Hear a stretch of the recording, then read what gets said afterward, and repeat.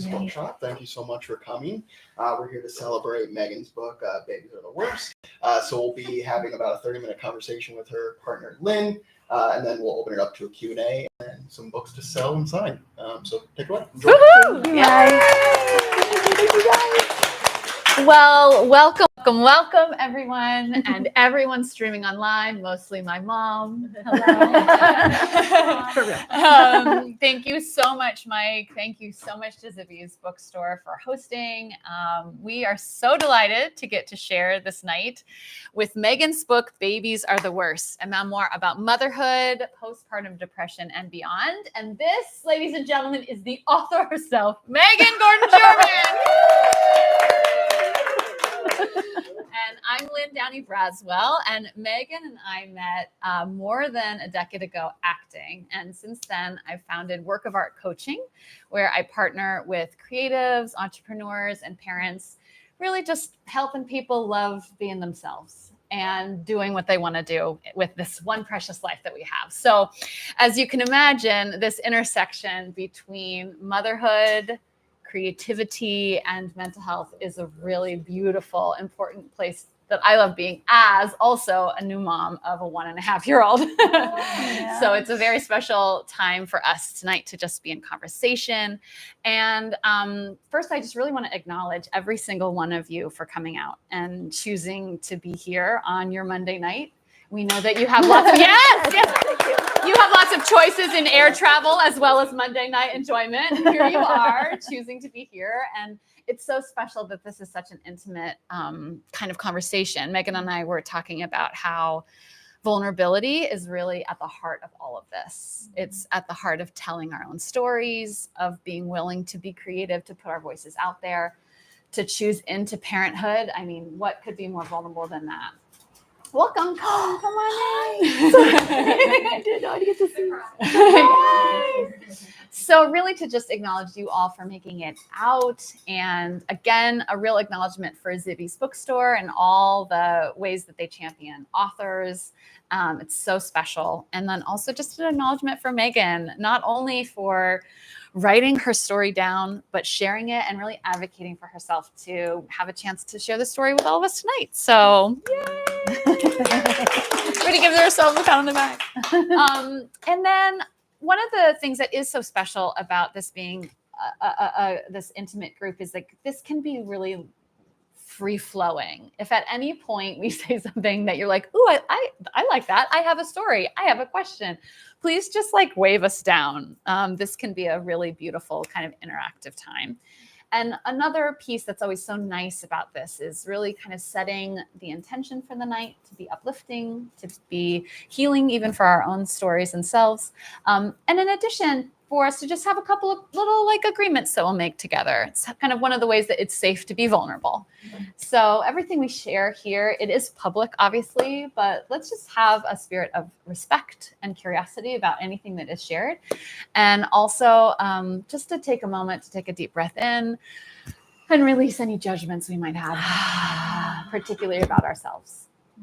So does that sound like things that we feel good doing tonight?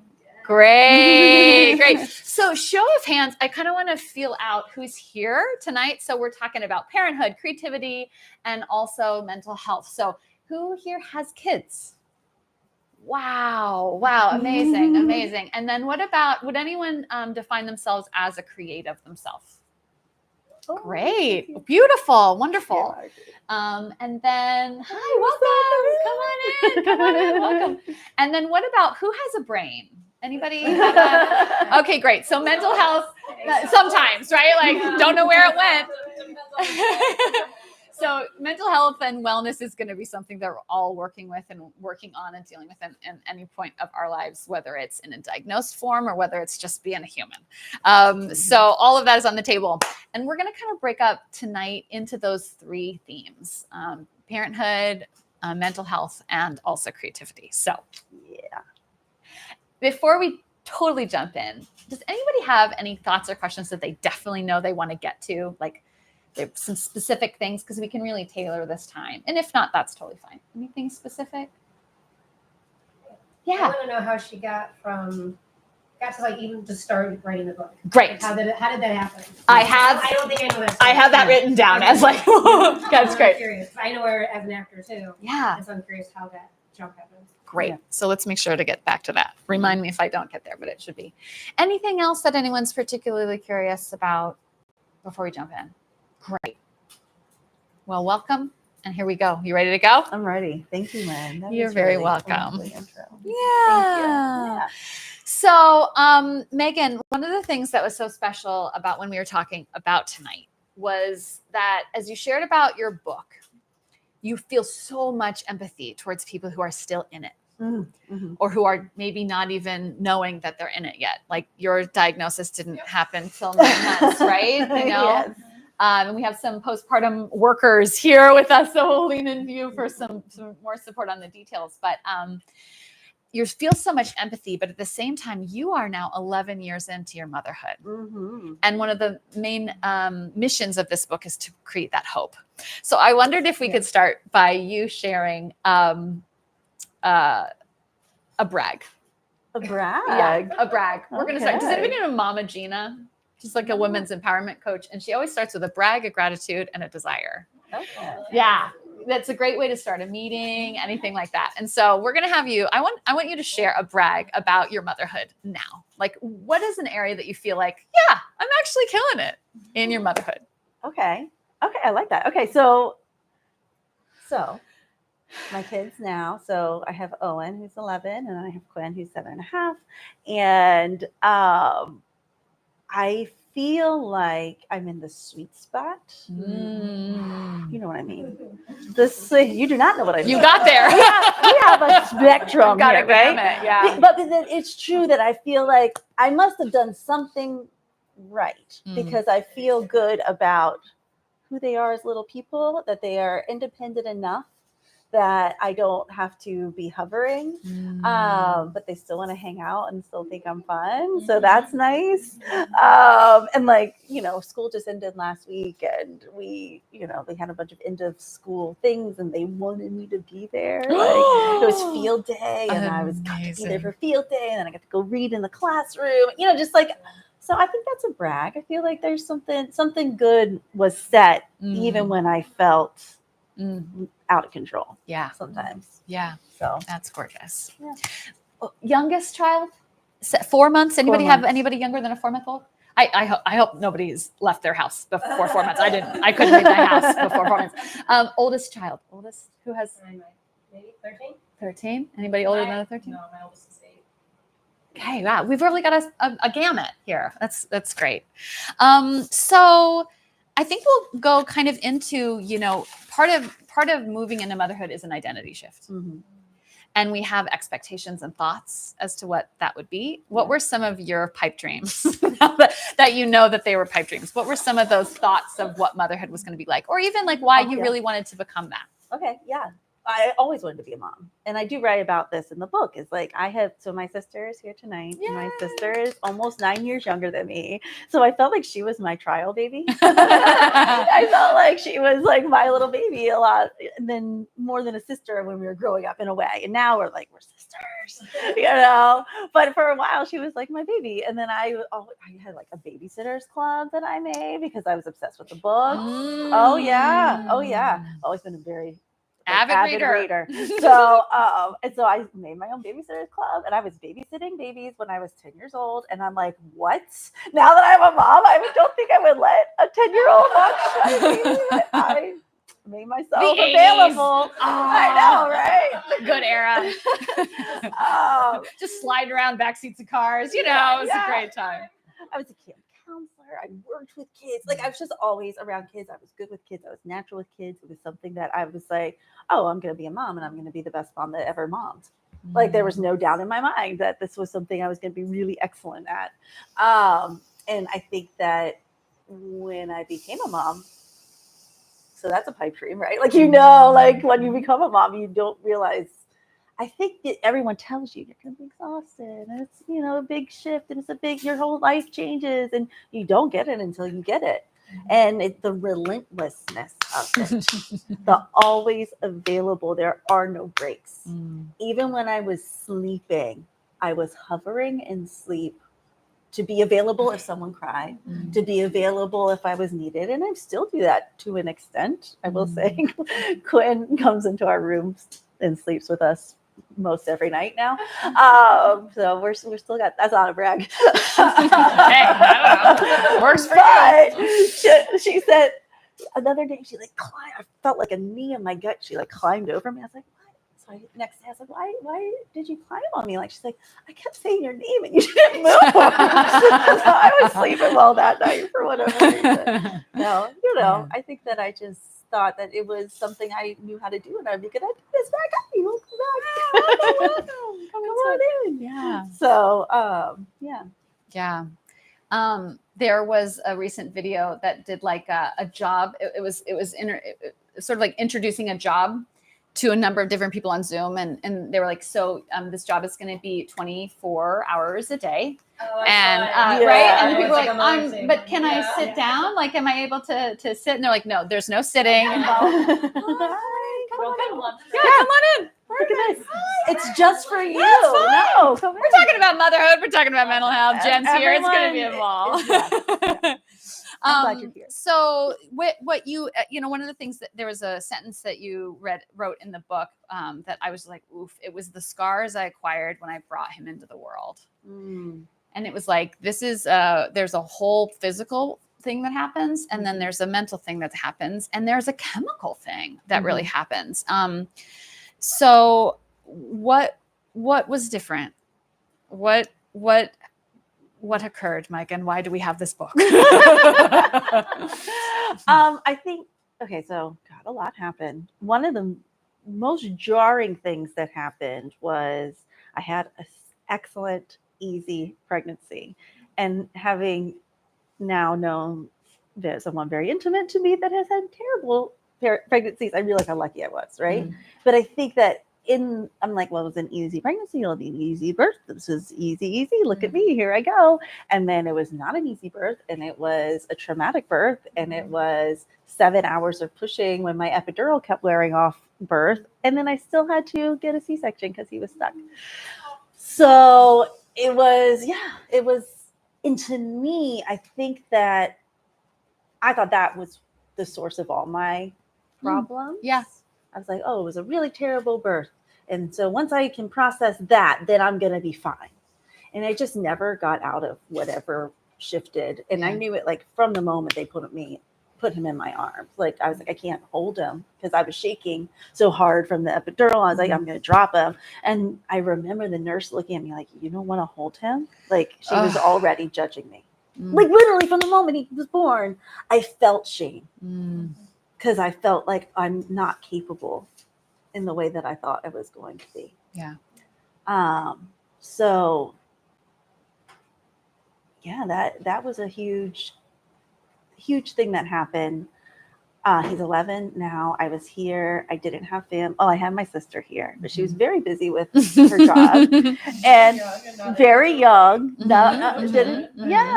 And most of my friends did not have children yet. I was thinking about that. I have the benefit of being a much older mom starting out. And so I have 10 years of experience of my friends walking through all of these different things. And, I know we have some healthcare workers here, and like, my thought is like, shouldn't we just plan to all get postpartum if we have a baby? And then if you don't, good for you, right? Like you're supposed to get the chicken pox. And if you don't, that's fine. But like the conversations around it, there isn't that sense of knowing. I'm curious with you guys, like if you notice a connection between more traumatic, because all birth is traumatic. Yes. But like more traumatic births and PPD, or is it just the luck of the draw?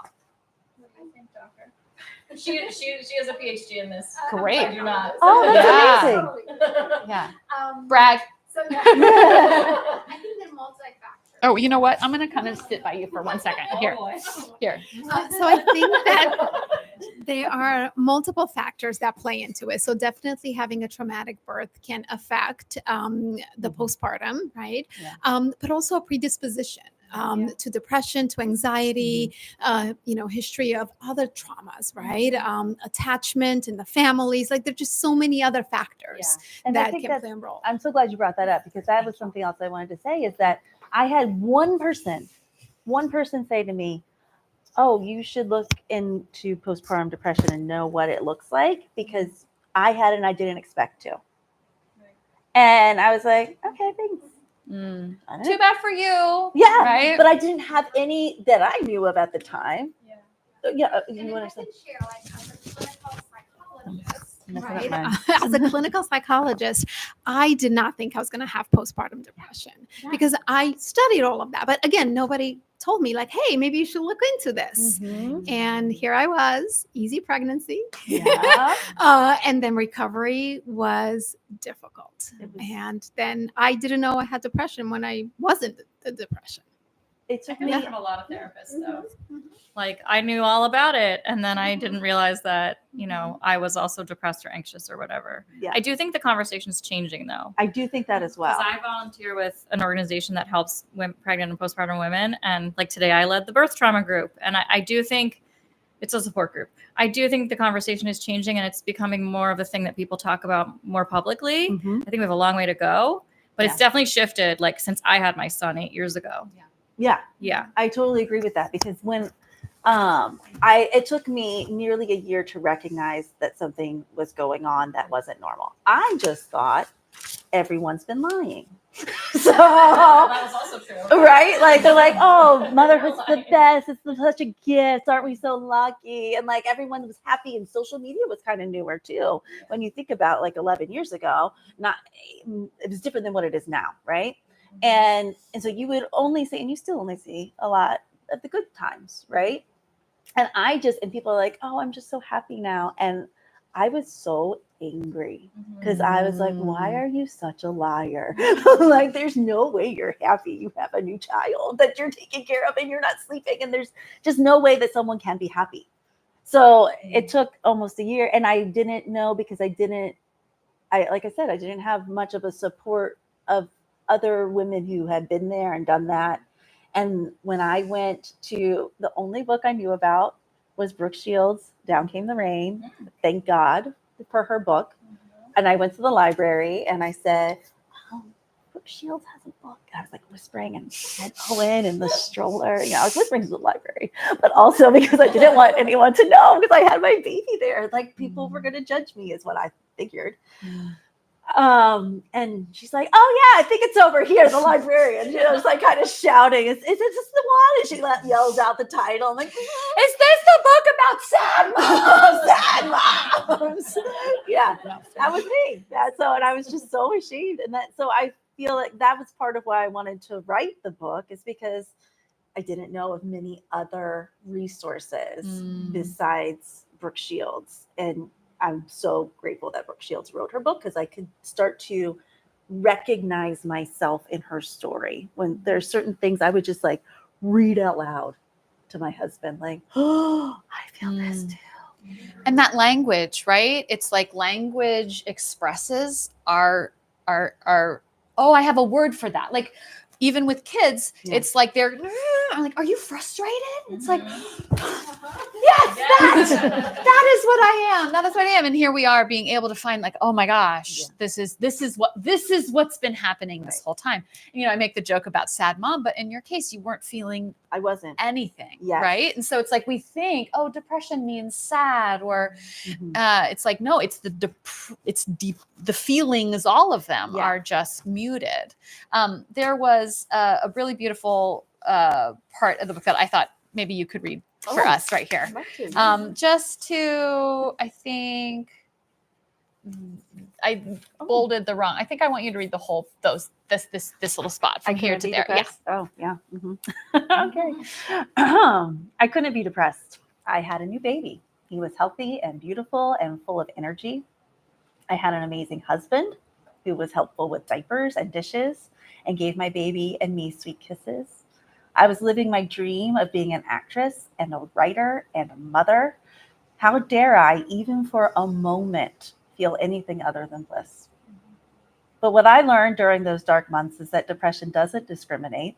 It doesn't care if everything is lined up in your life, if you've hit all your points on your checklist for optimum happiness. It doesn't make sense to those looking in from the outside who have never felt it. And in those dark times, having never dealt with depression before, it didn't make sense to me either. But it didn't matter, It took 9 months after Owen's birth to even recognize that something was wrong. I just thought the way that I felt, or didn't feel, was my new reality. That sometimes life doesn't turn out how you think it will. Well, I thought it would. And as a result, the cloud that was pushing me down, weighing heavy on my heart and my shoulders and my head, a literal pressure that made me gasp for breath sometimes, was what I was left to deal with. Sorry. It's so honest, right? To come back to this theme of vulnerability. It's like, oh man, it's so real. And I'm curious, there was a moment, will you tell us about the fuzzy pink peace sign socks? Oh, I'm so glad you brought those up, because that was really the moment when I fully recognized that something was wrong. So before Owen was born, you do all the research and you put your hospital bag together, and they say bring fuzzy socks because it gets cold at the hospital and you're not going to want the little socks they give you and whatever it is, right? So I bought these little pink, like the full fuzz socks, and it had a peace sign on the outside, and they were so cheesy and cute.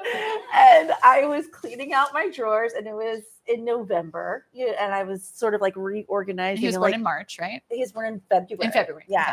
So, and it was starting to get cooler, and I needed socks because I don't like wearing socks. So I had it was all sort of like pushed to the back, and I'm pulling through my socks, and then I pull out those socks. I see those socks, and it was like the wind was knocked out of me, because I realized they represented me before, because those never came out of my bag.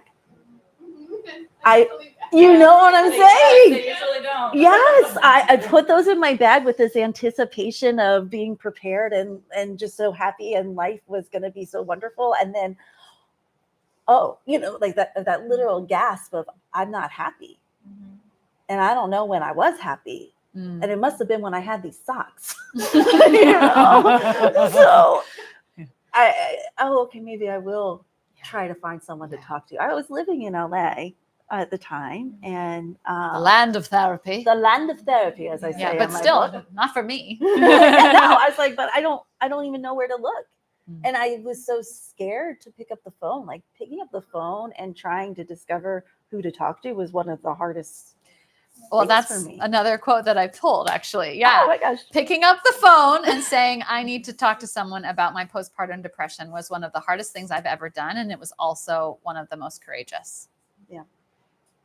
We know that feeling, right? Of being like, well, coming back to our patron Saint Brene Brown and vulnerability, right? Like, vulnerability looks like courage, but it feels like fear. It really feels like fear. So you were able to do that for yourself. Yeah. And things started shifting. You were able to find support, therapy, medicine, right? Like destigmatizing all of these tools that just really help us. What was something that once you started feeling better, like what was one of the moments that you went, oh, I think maybe I feel a little bit better? So it took me a while to accept that I needed to have medication, because I thought, like I said, going back to that traumatic birth, if I can just process that first dark month, if I can get through that dark month, then I'm going to be able to be fine. So all I need is someone to talk to about this. And when I started talking, I found a psychologist. I started talking with her, and she was the one that said, I think this might go deeper than you realize. And I think that you would benefit from talking to a psychiatrist. And I said, I think I will not be doing that. But thank you so much. Not unlike that woman who was like, you might want to look into postpartum depression. Okay, thanks. I didn't learn my lesson. But I went home for Christmas, and my cousin had her first child 6 months after I did. And she was 4 months old at the time. And when I was home for Christmas, it was Christmas Eve, and Owen was nearly a year old at that point, and he was already walking, and he was into everything. And our parents' house is not baby proof. And I was just really, really on edge. And then she needed to change a diaper. And I was like, she's like, can you hold her for a second? Okay. And it was just like the little movements of the hands that at 4 months old it just triggered something. You were in back me. in Nam. I would, yeah, it felt like, oh, I'm past this, and I'm clearly not. So that's when I was like, okay, I am going to, my psychologist had told me, just make the appointment. You don't have to go to the appointment, just make it, because it's the holiday season and it's hard to get in. So I did, and I did not cancel that appointment. And then when I was there, I was like, okay, fine, I will try this, and I'm gonna try it. And it was really only about 2 weeks after the medication had started that I was coming home, and I actually passed it today, Kings Road Cafe. Oh, I used to live right near there. Oh yeah, Yeah, I used to live on Kings Road. So I had really great friends that lived on Kings Road, and we would always go there, and we met for brunch. And I brought my son with me to brunch, and I remember going home because I lived in Park La Brea. So I'm like driving home, and I'm at the stop sign, and I just was like, oh, what a lovely day. It was so beautiful. And I had not thought that in nearly a year. Like, what a beautiful day. I live in California. Every day is beautiful. I hadn't thought it in almost a year. And that was like, oh, this is working. This is doing something. And I didn't realize that I hadn't felt this way for almost a year, like myself. Yeah. And I think that I was actually having a conversation just recently with a friend who started medication for the first time in her life in her 40s. Yeah. And for anxiety.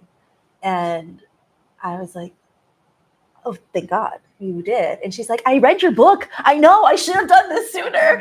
So it's the same thing. Like it's hard to get that lesson, right? And I was like, and the thing is, I was so worried about it making me feel like a different version of myself, like medicated, like whatever perception I had on of being drugs. a zombie, or whatever. But I was like, no, suddenly I feel capable and I feel like myself again instead of feeling not like me. I had not felt like me. Yeah. And I didn't know I didn't feel like me. Yeah. Until the medicine helped to rebuild those broken synapses connections. And I was like, oh, here I am. Here I am. Here she is. Yes. Psychologist idea compared to if you have a friend or a few, several friends. I mean, that's what I do. If I have issues, I try to talk to my friends. And you get comparisons.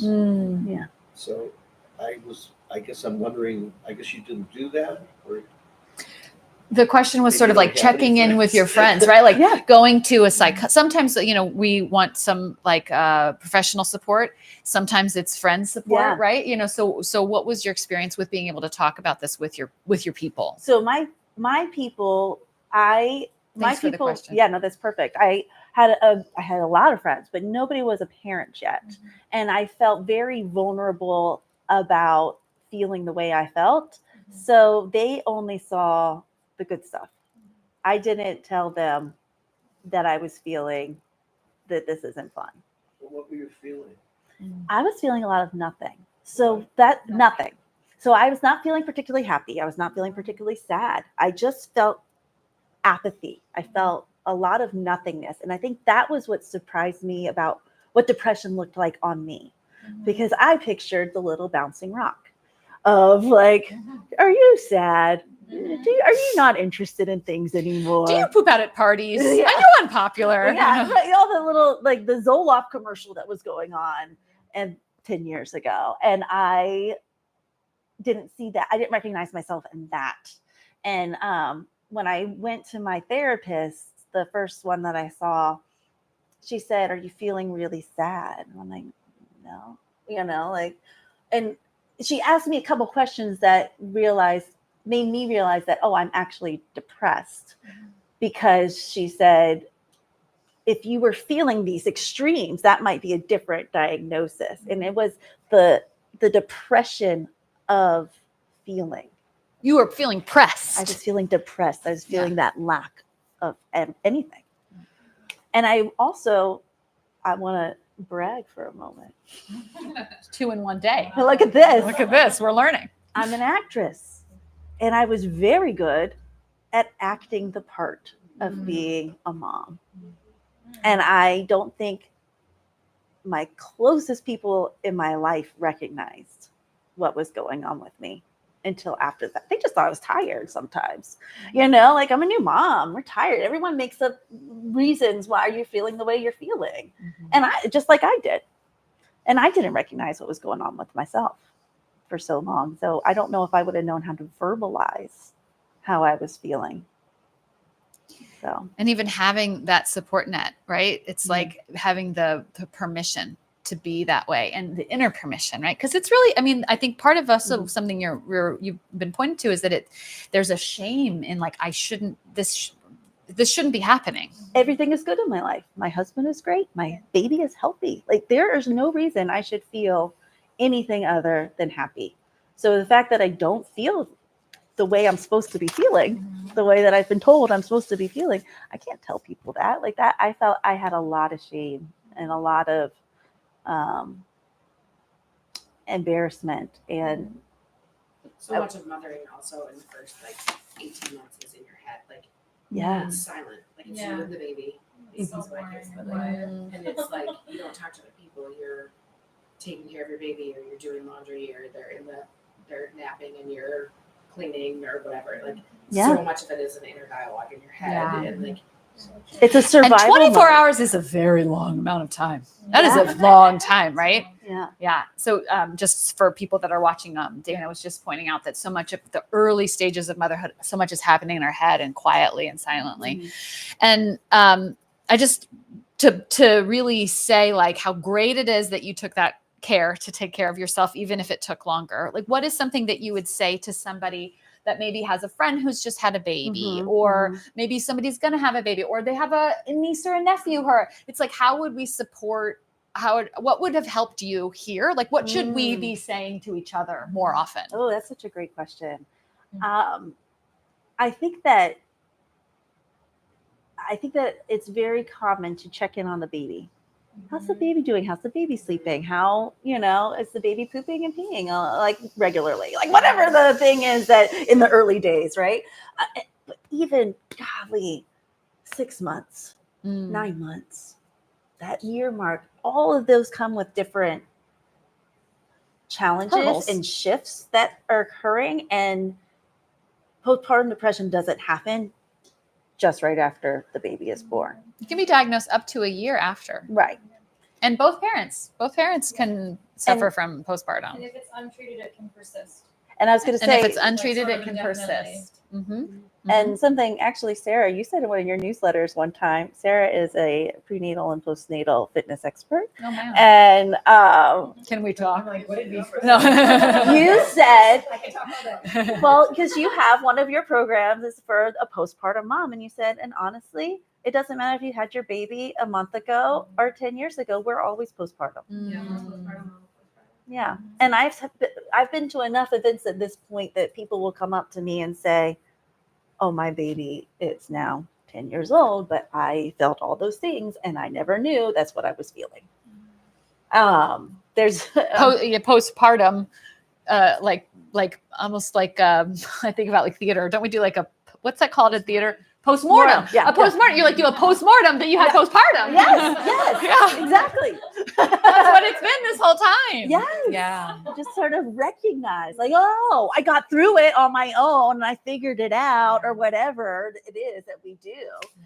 But yeah, that's. But I do think that checking in with the mom would be so important. Sorry, are you cold? Everything's cold. So just checking in with the mom. And the mother, like it's the birth of the mother also, the birth of the parents. Yes. It's the birth of both of these new identities coming back to identity. I want to know, I'm so glad the baby's healthy and great. How are you sleeping? How are you feeling? Can I come over and can I reorganize your pantry for you? Yes. Or whatever it is. I had two different friends who came over and immediately did my dishes. And I was like, bless you. You've been you've been there. Yeah. You've been can there. I come with your baby so you can go take a shower? Yes. Like whatever it is. If you are in proximity, like physical proximity to your person, like do those physical things for them. If you're not, if you're across the country or very, schedules aren't aligned, I think checking in by text. And that's why Grubhub exists. Just send a meal. Yes, right? Send them a meal, send them a text thinking of you. How are you feeling today? Yeah. Like you're doing great. Sometimes just like the you're doing great. I know you are and then they realize, oh, I am, you know. If you like, ever need to talk, I'm here. yeah. Yeah. So Yeah. I think that helps. That's so great. Yeah. Well, we're going to move into the creativity section of this, yes. which is like you've been through this whole experience and here you are getting your sea legs as a mom. And tell us a little bit about what inspired you to share your story. It sounds like reading and writing have been a huge part of your life as a child, as a young adult. And then how did we get here? How did we get here? No, let's go to Sarah's. How did you start this? Yeah. What was the conception of this idea? Oh, good one. Yeah. See what I did there? Oh, it was a night after a lot of wine. Oh, okay. All right. You were just like, no, so I've always journaled, right? Like, and I started doing morning pages in my New York days, like in my early 20s, Julia Cameron, morning pages, 3, pages of just that continue. What is the word I'm looking for? Stream of consciousness, right? So I've always done that. And it was like how I process things. I also was keeping a journal of it's like a line a day journals, those line a day journals. And so, I was really like diligent with my line a day journals. And then I would start to get to like, oh, we're here a year later. And I'm like, oh, that wasn't a good day. Like it's starting to recognize some of the patterns of like that were happening a year ago, that type of thing. We moved to Florida when Owen was a year and a half old. So I was also, it was a huge identity shift because I had been living in LA, working as an actor. Now I'm a mom and I'm in Florida and what am I doing? And I don't know. And I had been blogging too. So I had always been blogging and then I realized, oh, I'm keeping all these blogs. And then I'm like, this is kind of compiling up and there's these little stories that are also a story. Yes. And I'm like, I wonder how I can put this together. And I heard about NaNoWriMo, National Novel Writing Month, which is now more of a thing than it was whenever I started this 8 years ago or so, where you dedicate in the month of November and you have like a community of people you check in with. Speaking of community, right? And where it's like once a day you write, and then at the end of the 30 days, you're going to end up having 50,000 words if you end up doing it in this sort of way, right? So formula almost. Like a formula. And then, you should do it. You should totally do it, because what happened was I just kind of wrote stream of consciousness, a lot of gobbledygook. And then at the end of those 30 days, I was like, okay, this could be something. And I was like, I had something here. And so I was like, do I turn it into a book? Like, does it become a book now? And what kind of book does it become? Does it become a memoir? I didn't know really what to do. And so I have a friend in publishing, and she connected me with an editor. And then she's like, all right, this can help you to put it together. This is the arc of the story. I was like, here's a bunch of junk. Let's help me wade through this. Yeah. So that's kind of. I think what's one of the things that when we were talking, like how you chose yourself in this process. Yeah.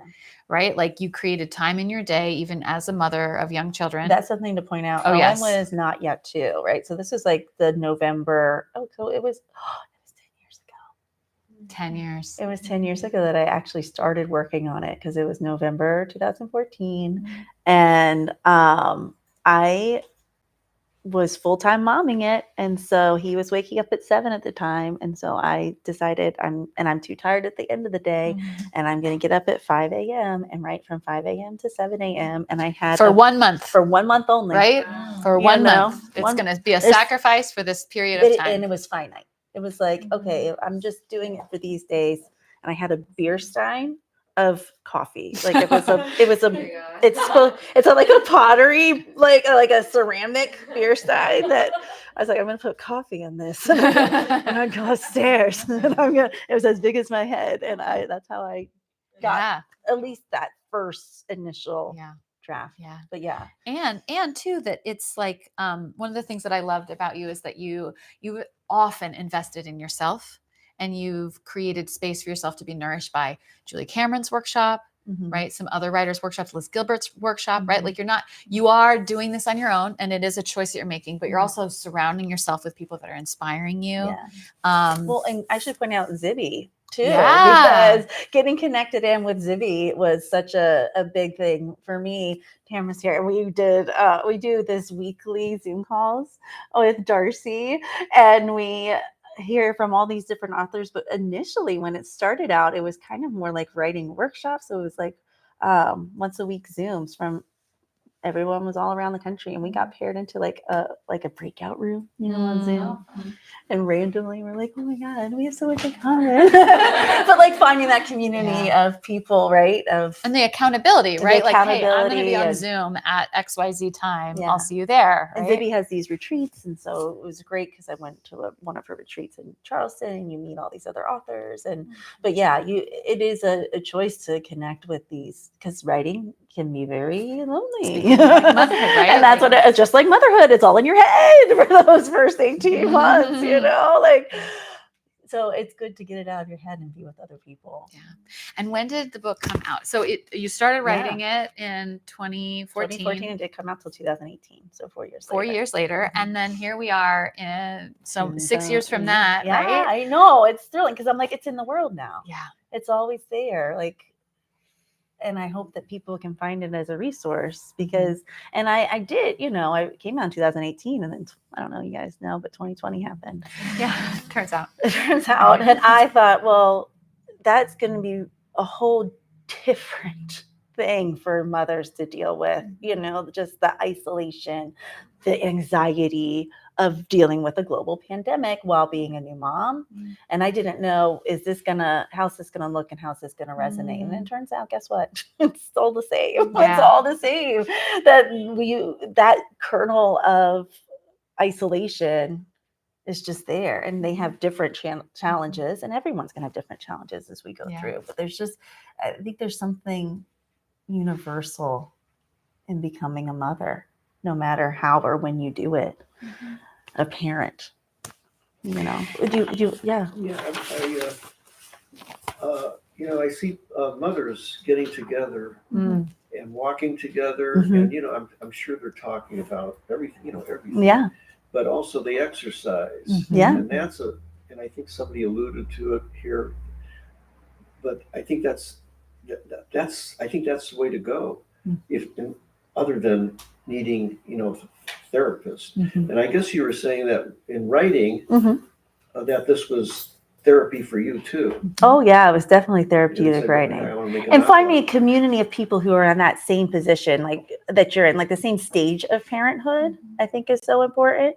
So one thing we haven't really touched on yet is that, and I own a Music Together Center now.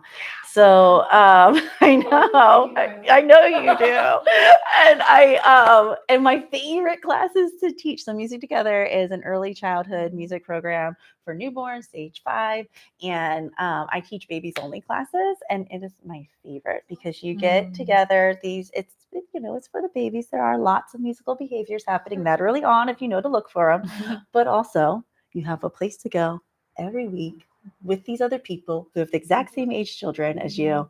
And like, what a gift to connect. And I see so many friendships born from that. And then also we have a chance to chat with each other and open up conversation in a different way. So and that's such a theme for you, Meagan. It's like within your motherhood journey, and then with also into your writing journey, like it's about creating that community, like sharing that thing that might be a little scary, and then finding out, that people are hearing from you. And that was something that really struck me at the end of your book. So I have one more section for you to read, and then we'll open it up for even more questions. So just from here to there. Oh, thank you. Yeah.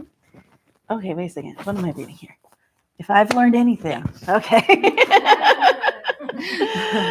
If I've learned anything from my struggles with PPD and now with fertility, because that's another thing that comes up. That's a bonus in the second half of the book. So it's that there's comfort and grace in knowing I am not alone.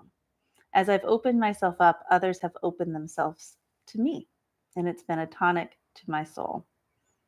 Oh, this is the very end of the book. Oh yeah. Okay. Spoiler. I love it. Spoiler. So truly, so I'm thanking all my readers. I'm saying thank you. Thank you for being brave and sharing your voice and your time and your support just from reading along. We never know how far the ripples of our stone will stretch when we toss it in the water, but we know that our load is lighter without that extra stone in our pocket. There is hope. You are not alone. You are stronger than you know. And where there is help, there is hope. Yay! Babies are the worst in the bed. Yay! Well, I would love to open up the conversation. Really, anything that we shared that you have questions about, anything more like detailed, specific tips for writers or creatives. Something that Meagan chose to do with this book is self-publish, and yet still the stretch is really powerful. Again, and just another opportunity for you to choose you. Yeah. You published your book, The right? book, yeah. And then there's more books in this one. So that PPD, motherhood, etc. I just want to open up. Any thoughts or questions? Yeah. Did you have postpartum with your daughter? Great This is a great question. So Yeah. just for others, did you have postpartum with your second child, with your daughter? So I felt much more prepared for my second. And I also had a miscarriage in between the two. So I had a therapist. I had a psychiatrist. I had that support. My family knew what was going on. And I was closer to family at that time when my daughter was born. And I had a plan in place with my doctor where I said, this can't happen again. Like, I can't go as dark as it went with my son. And so what are my options? And so we came up with different options. And some of them were to wait it out, see what happens. If you start to feel bad and you know how you're going to feel, go on medication now. And then we can, figure it out from there, because it is safer than we realize with, I think they're learning more and more about the transference of medication through breast milk or through to the baby. Or you can decide to take something like right after your child is born, and then it's in your system, like the lowest dose, because it is with medication, has to build up in your system to have any efficacy. So for me, the right choice was to get my stool softener and my Zoloft at the same time. They give you that pill right after your baby's Might as well take them both. I'm going to do it both. And I never went off. I never needed to increase my medication with her. So whether I didn't experience it again, I had a lot of healing moments. We were actually talking about this earlier today, my sister and I, things that happened that I didn't know I needed to heal from with my daughter. Even just the birth, it was another C-section. It was a planned C-section. And I have pictures. Well, that's one of the, I'll just see if I can flip through. That was because I had seen the pictures from Owen, but I had not seen the pictures from Quinn. And this smile on your face is like just oozing out of you, right? And you were prepared. You were calling this in, and you were kind of using your arsenal to make sure that, as best as it depended on you could bring in Quinn with less struggle and more joy. My parents were there when she was born. My brother and his wife were there. We had everybody set up so that all hands on deck, because when Owen came along, I told my family specifically, I was like, we're going to need a little time to settle in as new parents. And I remember that specifically as your friend here. I was like, oh, that's a bold choice. Okay. I don't have kids, but I would maybe want some meals. But you guys are like, we're good, So it's like you learn, right? And when you know better, you're able to do better. Yeah, that's a great question. Who else? Any thoughts, questions? Yeah. I have a lot of questions. We can just stop, whenever. Okay, so I guess, can you talk about like where you are now in terms of like your mental health journey? Has like it changed? Like, have you continued to see a therapist and do medication? And then also, like, what does it feel like to you when you do see other people who just really have it easy? And, like, does that trigger even like, having worked through all of it, like, does it trigger like any anger in you anywhere? Like, gosh, why did they get things so easy, or why did they not have to go through this? Yeah. Recap of the question, just sort of share a little bit where you are in your mental health journey now, and then how is it for you when you hear stories or see people who had a different experience? Yeah. So my mental health journey, now that I know all these different things that maybe classify our anxiety, I'm like, oh, I've had anxiety my whole life. And I had no idea that I had anxiety. And it has not gotten any better as I've gotten older. I will say that with the specific postpartum diagnosis, there was a finite period to that as far as treatment went. Like my doctors and I decided we're, a year in, let's check in where we're at in our medication and maybe see if we need to continue with the medication or not. I ended up weaning off medication and then going back on with my daughter and then weaning off again. And then now I'm back on it, guys. And woo, it feels good to be back. And feeling like myself again, because I've had two sort of struggles with specifically anxiety. And, maybe the climate of the world, maybe it's perimenopause, maybe there's so many things that change. Oh God, thank God that we're all starting to talk about that too. Like there's becoming more of a conversation is that we're basically going through puberty again and nobody talks about it. If you ask your own parent, your mother in particular, what was it like for you? Maybe they don't even remember because they didn't talk about it. There's a lot. So I think one of the other pictograms here was a really fun and like cartoon about like, I don't know if I'm going to find, oh yeah, here. When we say to somebody who has like insulin, we're like, I don't think it's healthy that you have to take medication every day just to feel normal. Don't you worry that it's changing you from who you really are? Yeah. Or like someone who has the flu, like, have you tried, like not having the flu? Like the things that we, from the outside, right? Like, it's like, just, it's again, to come back to this idea of non-judgment, it's like really giving someone the permission to be like, I'm not in your body. I'm not in your brain. I'm not in your history. I'm not in your specific traumas. Even if we're in a really privileged moment, in a really privileged situation, like we all have these things. And that's another part of like it's a journey. It's a health journey, And I'm just it's so interesting one too, because it's giving me gratitude for what I went through postpartum, because I can recognize, oh, I'm feeling all those same things again. And I need to reach out for help right away. So we don't spiral and it get too dark, too much worse. So I've been lucky in that. And I have I'm seen different therapists since the past decade, and what is it like for you to, just be with other people's experiences? So I have not encountered too many people that are like, oh, this is so easy. And I see a lot of moms. They're just making it. I think for the most part, they're faking it. And I do think that might be true. That might not be true. I do think there are plenty of people who are happy with where they're at and being a mom. For me, it was a huge identity shift. And I think that I wasn't expecting that as much, like that birth of a mom as well. And the expectation piece can be so tripping up. Yes.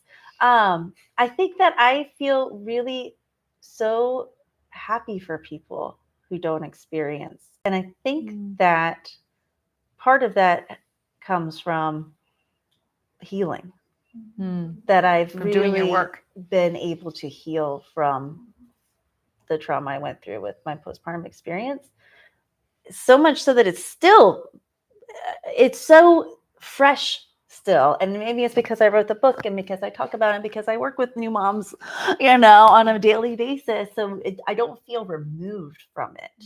So I think there's a difference there, but I do feel I feel like maybe because I am so open about this now, people let their guard down a little more and let me know a little more what's happening with them, that maybe they wouldn't let everyone else know. So yeah. Anybody else? I hate to, I keep listening to you and and I'm thinking about myself, and I think we all are. But when you are depressed, as I am, I feel that there's a problem, a problem that I'm keeping. It's outside, and I haven't solved it, and it bothers me. Bothers me to the point that I'll try to fix it. I'll try to get to that problem and understand it. Yeah. But on the other hand, my escape out of it is to read the newspaper. Meaning when I read the newspaper, We're different. I don't know. Because if you feel, doom reading. Doom. It's called doom reading. Yeah. okay, whatever, Yeah. reading, whatever. But if you feel physically down, I think that's part of it. Then I think that you incorporate, exercise, running, invigorates you. You feel positive. I'm just. So you're Can I pose a looking. question real quick? Yeah. If you had a cholesterol problem, would you take meds for your cholesterol? What? If you had a cholesterol issue and your doctor wanted you to take Yeah, medicine sure. for cholesterol, you'd take it, yeah? Yeah. And if you had a blood disorder, you'd take medicine if your doctor said you have a blood disorder. Yeah, we're talking, that's physical. Yeah. So And- your and- chemistry of your brain is no different than cholesterol or blood. Yeah. So So there's different perspectives here, and there's Chemistry space for of your- different wait a minute, things. you're Yeah. saying, yeah. Your chemistry of your brain is what? Is also physical. So Your the neurotransmitters. your neurotransmitters Yeah, in your brain are just like cholesterol or your lungs that need medicine. Okay, but this is an attachment that you have mentally, that you're depressed. I'm going to pause us here because it sounds like you have a personal experience, which is totally fine, and that can absolutely be yours. And Meagan has had her personal experience, and we all have each of our different experiences. So I'm just going to honor and share that for you, it sounds like you have some ways that are working for you, and that's really great. And other people are going to have other ways that work for them. So just pulling in different modes. Sometimes it is getting out and getting moving. Sometimes it is talking to friends. Sometimes it is getting some outside help. So thank you very much. Yes, absolutely. It's usually And then a we'll start wrapping it combination up. of a lot of different Yeah. things that Yeah. help. Yeah. I run support groups for moms, pregnant and postpartum women who they're not only depressed, it's like the whole gamut of perinatal mental health disorders. Yeah. And they may not necessarily be diagnosed, but like they're having a hard time. They're coming for social support. And based on like anecdotal experience over the last, 6 years, I think that I've been doing this, it's usually it's a multitude of factors that contribute to how you feel and what your diagnosis is, if any. It's also multiple factors that contribute to you feeling better. Yeah. It's usually not just one thing. No, absolutely. Like for me, it was therapy, it was meds, it was social support, it was time, it was so many things. Yeah. And I think unfortunately, it's not simple. Right. You can't just most people can't just take a pill and feel better. Right. Evidence shows that the best combo is therapy and medication. Like that is the most efficacious treatment for most people. Everybody's different. But in groups, we talk about meds a lot. It always comes up and people say, oh, can you tell me about your experience to the group? And I always say what you just said, basically, would you take up medicine for a heart problem? Would you take it for blood pressure? How is it different taking meds to help your brain work better? So something that helped me too, because I did have that same I can exercise my way out of this. I can talk my way out of this, because that's been so long. I can bake cakes my way out of Oh, this. I was baking all the time. I kept very busy. I had a very busy calendar. And if I slowed down, then I was going to start thinking. So I just kept going. I think that one of the things my therapist told me was think about, these connections to your brain are just not connected anymore.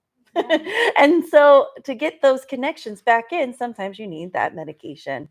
Now, I'm not a therapist, I'm not a psychiatrist, and I'm not a doctor in any way, but that's just worked for me. And I was also going to echo that it is, it is a whole Multitude of person things. dynamic of what a person might need to get themselves back to health. And some people stay on meds for a short time, and some people stay on them Yes. forever. Yes. Like I've been on Zoloft since my daughter was born. I have not stopped because I fucking love it. Yeah. It makes my life so much better. Yeah. It like takes the edge off. Yes. My baseline is higher. My coping is better.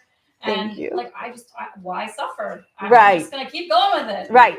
So Right. That's great. I love it. If it's no longer broke, then we don't need to fix it. Exactly. So I'm curious, with anyone else, are there any other questions around specifically the creativity part of the writings? Anybody working on anything in their own artistic life that they would love to get? Yeah. Okay, so this was. And then we'll wrap it up. This was self-published. Yeah. But now as the conversation is growing, I'm wondering, have you ever considered trying to get it traditionally published? You know what? I love that you asked that because I didn't know, I don't know much about the process, Yeah. but because we're in these groups through Zibby, really, I'm learning so much more. And I said to Lynn, we were having a conversation. I was like, I self-published because I submitted to several different agents and publishers. And the feedback I got was, this is beautiful. This is, first of all, positive feedback as an actor? Never. I was like, they're writing Feedback at all? They're writing me back. They've responded. I just loved that. But they're like, but you're not a known person. It's very hard to get a memoir into the market, blah, blah, blah. Well, and too, something you said, it was like, this is a kind of common story. We need weird stories where crazy things happen. It's like, but this is happening to lots of people. So there is a space for people to see their own life in it. So I was like, well, I want to get it out there and whatever life it has, but I would totally, if someone was interested in traditionally publishing and getting it to a wider audience, heck yeah. Since you've written it, have you discovered other books that are on the topic, like anything else that has inspired you? Or you know, there's that one book that you went for. It was that one book. Like, is there anything else right now, like in yeah, the conversation? there's actually a lot that are coming out now. So there's who else is talking about? So there's a new book called Rattled that just came out recently. Great title. Yeah, great title, right? I'm drawing a blank, of course, on her name. I'm gonna figure you out and I'm gonna tag you. There's a book called Good Moms Have Bad Days. Oh yeah, I know the woman who wrote that. Oh, I know her like electronically, but she also volunteers with PSI. Yes. Like I do. So now that I'm kind of more into the world, like even just on social media, I have people that I follow now and I'm more tuned into. I don't think I was tuned into it enough. And I do think that, you know, when things were happening 11 years ago with Owen, it wasn't there. And now it's becoming more. I mean, they just had this campaign recently for, what is it called? Natural Rings or something like that. There's a new thing. Stephanie Beatrice, is that her name? She was in Brooklyn. 99. Oh. Yeah. Right. Okay. She was in this, Halle Bailey from The Little Mermaid, the new mom. There's this big campaign and they talk about like all the different postpartum conditions. So that's the other thing. I would also retitle this a bit because postpartum depression is a misnomer, right? So for me, it was postpartum depression. Oh, I'm not depressed. I'm not sad. I just don't feel anything, you know. Now they have PMADs, perinatal. Please help me out with the mood and anxiety disorders. Now PSI switched to calling them PMHDs, perinatal mental health disorders. Oh, I love that. I love that. I'm like still getting Perinatal used to mental that health shift. disorders. I think our language is catching up, right? So like what Lynn said at the very beginning here, you know, like to have a word reflected back to you, oh, that's what I'm feeling.